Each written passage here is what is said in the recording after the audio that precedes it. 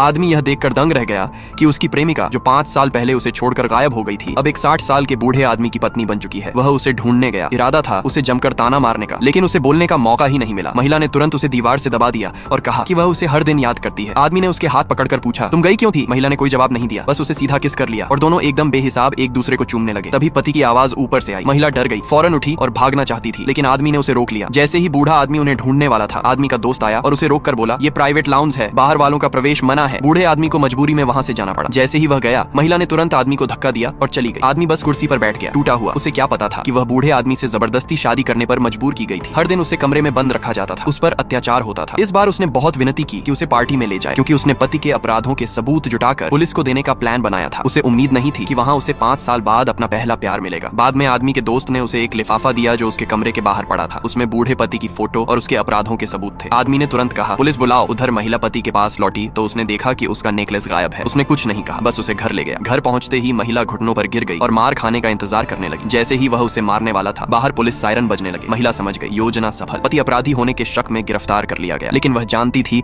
कि यह सिर्फ अस्थायी है। वह किसी तरह बच निकलने की कोशिश करेगा, इसलिए नए सहारे के लिए वह अपनी छोटी बहन को स्कूल छोड़ने गई। उसी समय आदमी भी अपने छोटे भाई को बैग देने आया था। जैसे ही उसने महिला को देखा, वह तुरंत कार से उतरकर उसके पीछे भागा। वह उसके सामने खड़ा हुआ और पूछा, तुमने मुझे छोड़ा क्यों था? लेकिन महिला फिर भी बोली, क्योंकि मैं तुमसे प्यार नहीं करती थी। आदमी गुस्से में था, वह जानना चाहता था कि उसकी जिंदगी कैसे चल रही है। महिला बोली, मुझे घर छोड़ दो, मैं सब बता दूंगी।